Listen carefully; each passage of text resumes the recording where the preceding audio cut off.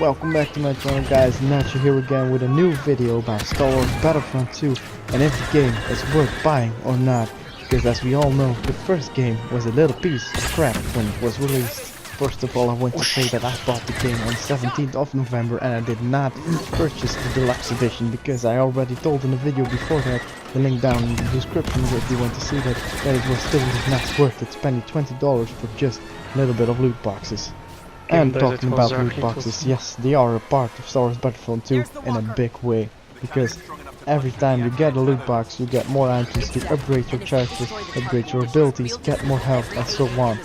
But in the beginning the game was released, EA had microtransactions also enabled, so you could buy the loot boxes in the beginning of the game to get better gear than the persons who are just playing the game like it should be and not buying the loot boxes and just earning them like everybody else. But they listened to the community because the community dropped instantly when the people saw that that was the case with the loot boxes and it was actually just pay to win. But now EA listened to the community and they disabled the microtransactions, so you can no longer purchase loot boxes and only get them in-game by playing the multiplayer modes. So that's already a good thing that they are listening to the community. And as before, when they said with Star Wars Battlefront 2 that there will be more content into it, that is also true. The community asked in Star Wars Battlefront 1 that there was going to be a campaign, there was no campaign, but they listened to the community, and now there is a campaign in the game. Speaking of the campaign, I think it's pretty good, but just keep in mind that I am a huge Star Wars fan, so it's really hard for me to dislike a game like this. Sorry guys, but that's my opinion. But the story, it's pretty good. It's not so big, it's only 4 to 5 hours after you complete it, and it's a pretty open ending, so I hope maybe in future updates that they will go further into the story. And the story of Star Wars Battlefront 2 is between the 30-year period of the Return of the Jedi and the Force Awakens. It tells the story of Iden Versio. She is the commander of the Empire's elite stormtroopers called Inferno Squad. You take control of her after the destruction of the Death Star and the death of the Emperor, and they said the story will give you a glimpse of what it is behind the Imperial forces and not just only the rebellions that we see in the movies, but that's what it is, it's only a glimpse, because you will also play with Han Solo, Luke Skywalker, Princess Leia, Lando and Kylo Ren. So it will be a small different stories that every time it tells you a little bit more about what happened after the return of the Jedi and after the destruction and the death of the Emperor. But in my opinion the story was still good.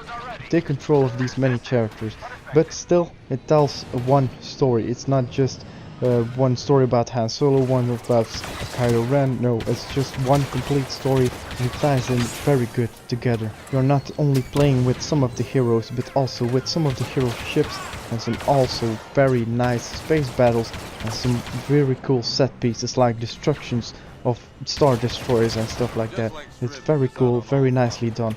Also, the cutscenes are very beautiful. And the voice acting is also on point. There are not so many bugs in the game. I saw the few on the internet, but I only encountered one, and that was a tree that fell down and I just could push it forward like it was nothing, like it was just a piece of wood, but it was a very big chunk. I did not have the gameplay of it, but that was the only bug I encountered, and it was not game breaking. It was very funny to see that I could just push a giant tree forward with just walking to it. So that was in my opinion of the story of Star Wars Battlefront 2. If you do not like Star Wars Battlefront at all and you didn't like the multiplayer, it's not something that you should buy for just the story, because like I said before, I'm a Star Wars fan. I liked it, but if you're not, you're probably not going to miss anything. It tells the story behind this time period between the Return of the Jedi and the Force Awakens, but it's not really, if you don't know it, you don't miss anything in my opinion. And then to the multiplayer. Like I said, they fixed the problems with the loot boxes, and therefore it's very good and the game is not pay to win anymore. But still, one tip I can give you, play the arcade modes, play the campaign.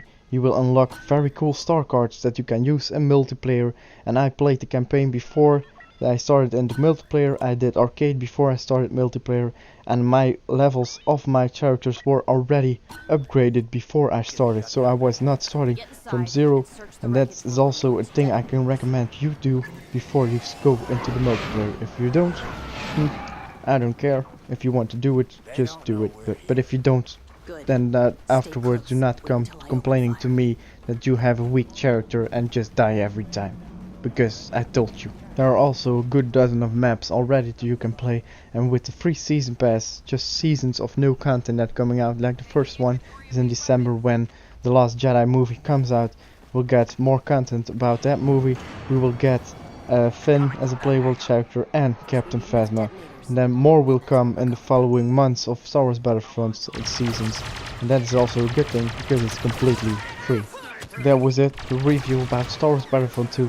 I hope you liked it as much as I did, because I love this game very much. It's only some good things, and also one bad thing, and that were the loot boxes, and that was pay to win. Now that's completely gone, and maybe just that the story is a little bit on the short hand, but we get what we get from EA. We know that they don't always produce what we want to, and that's something that we cannot go behind. That will always be the case in those games. But hope you liked it as much as I did.